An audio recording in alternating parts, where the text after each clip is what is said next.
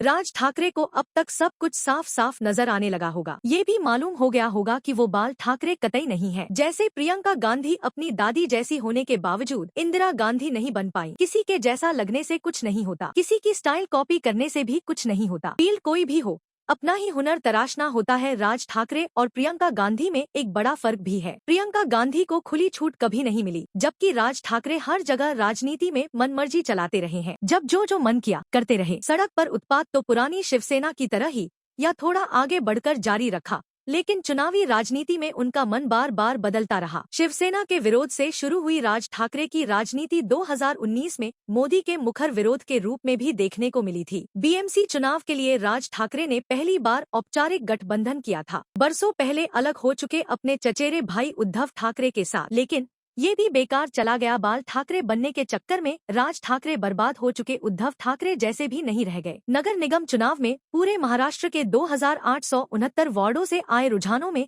राज ठाकरे की party MNS कुल 15 सीटों पर आगे है, जिनमें 8 बीएमसी की है और 29 में से 24 नगर निगमों में तो खाता भी नहीं खुल सका है। गठबंधन में राज ठाकरे बीएमसी की 52 सीटों पर चुनाव लड़े थे, जबकि उद्धव ठाकरे की शिवसेना 163 सीटों पर महाराष्ट्र नगर निगम चुनाव में अगर किसी एक नेता या पार्टी की सबसे ज्यादा भदपिटी है तो वो है राज ठाकरे। ठाकरे बंधुओं ने मिलकर मराठी मानुष का मुद्दा खूब उछाला, लेकिन उसको धार देने के चक्कर में राज ठाकरे खूब अंड-बंड भी कह गए। एक बार लगा कि शायद दोनों भाई मिलकर अपनी राजनीति को फिर से चमका पाएंगे, लेकिन वोटर को कुछ और ही मंजूर था। उद्धव ठाकरे की दुर्गति तो हुई ही, राज ठाकरे तो कहीं के नहीं रहे।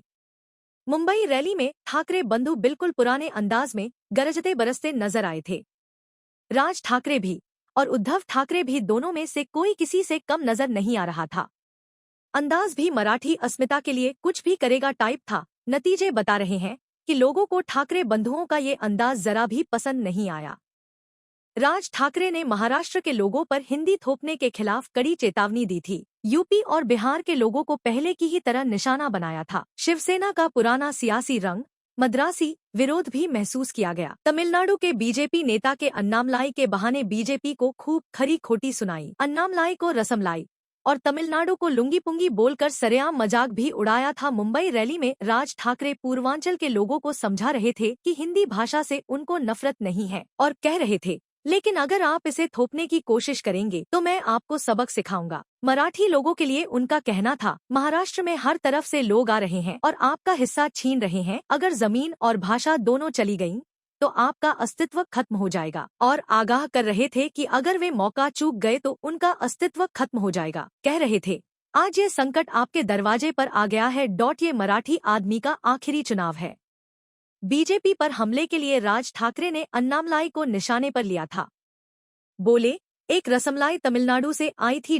आपका यहाँ से क्या संबंध है? हटाओ लुंगी, बजाओ पुंगी। बीजेपी नेताओं के लिए तो कुछ कहना मुश्किल हो गया था। लिहाजा चुप्पी साध ली और एकनाथ शिंदे को आगे किया गया। एकनाथ शिंदे ने भी बस इतना ही कहा कि अन्नामलाई को ऐसा नहीं बोलना चाहिए था। अन्नामलाई ने प्रेस कॉन्फ्रेंस बुलाकर कहा, आदित्य ठाकरे और राज ठाकरे मुझे धमकाने वाले कौन होते हैं? मुझे किसान का बेटा होने पर गर्व है। सिर्फ मुझे अपमानित करने के लिए सभाएं आयोजित की है। मुझे नहीं पता कि मैं इतना महत्वपूर्ण हो गया हूँ या नहीं। फिर बोले, कुछ लोगों ने लिखा है कि अगर मैं मुंबई आया तो वे मेरे पैर काट देंगे। मैं मुंबई आऊंगा, मेरे पैर काटने की कोशिश करो। अगर मैं ऐसी धमकियों से डरता तो अपने गांव में ही रहता। बीएमसी और नगर निगम के चुनाव नतीजे तो यही इशारा कर रहे हैं कि महाराष्ट्र के लोगों को राज ठाकरे की राजनीति में अब बिल्कुल भी दिलचस्पी नहीं रही। वे समझने लगे हैं कि बाहरी लोगों के नाम पर उनको बहकाने की कोशिश की जा रही है। राज ठाकरे का बार बार स्टैंड बदलना भी उनकी राजनीति के खिलाफ जा रहा है। राज ठाकरे ने राजनीति का ककहरा शिवसेना संस्थापक बाल ठाकरे से ही सीखा था। जैसे ही उनको भनक लगी कि शिवसेना में भी वारिस तो बेटा ही होगा, अपना अलग रास्ता अख्तियार करने का फैसला कर लिया। उद्धव ठाकरे को शिवसेना की कमान सौंपा जाना वो बर्दाश्त नहीं कर पाए।